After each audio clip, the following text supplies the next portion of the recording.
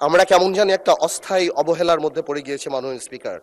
তাই বলবো, শুধুমাত্র ইকোনমিক ফিজিবিলিটির দিকে তাকানোর না, আমার সাংবিধানিক যে অধিকার, এবং এটা সুপ্রিম কোর্টের অনেক রুলিং আছে, এবং আপনি যেখানেই যান, আপনি যদি ব্রড ইন্টারপ্রিটেশনে দেখেন, আমি বাংলাদেশের যে কোনো জায়গায় যেতে চাই কোনো বাধা ছাড়া। কোনো ধরনের ফিনান্সিয়াল বাধা বা অবস্ট্রাকশন বা এই ধরনের অবস্ট্রাকশন এটা কোনোভাবেও সংবিধান অ্যালাউ করে না, এবং সংবিধান এখানে পজিটিভ দায়িত্ব দেয় রাষ্ট্রকে যে আমার এই বাধা সুনিশ্চিত করা। মাননীয় মন্ত্রী সাহেব 17,000 কোটি টাকা বলেছে, 17,000 কোটি হোক বা 25,000 কোটি টাকা হোক, আমার মৌলিক অধিকার এখানে অ্যাট স্টেক।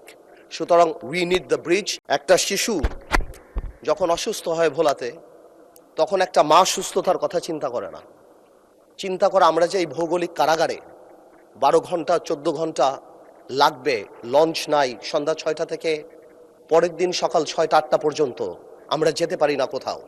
আমরা একটা ভৌগোলিক কারাগারের মধ্যে আবদ্ধ হয়ে যায়। মাননীয় স্পিকার, আপনি ভালো করেই জানেন, who would know better than you. এর চেয়ে আরেকটা ব্যাপার, কোনো দুর্ঘটনা যদি হয় সন্ধ্যার পরে, স্পিডবোট সন্ধ্যা 6টার পরে মাননীয় স্পিকার চলে না। তো সেই ক্ষেত্রে আজকে দুঃখজনক যে 2026 সালে আমরা ভূখণ্ড, মানে মূল যে ভূখণ্ড তার চেয়ে কত দূরে, এবং এই কারাগার থেকে যে আমরা কবে মুক্তি পাবো আসলে আমরা বলতে পারি না।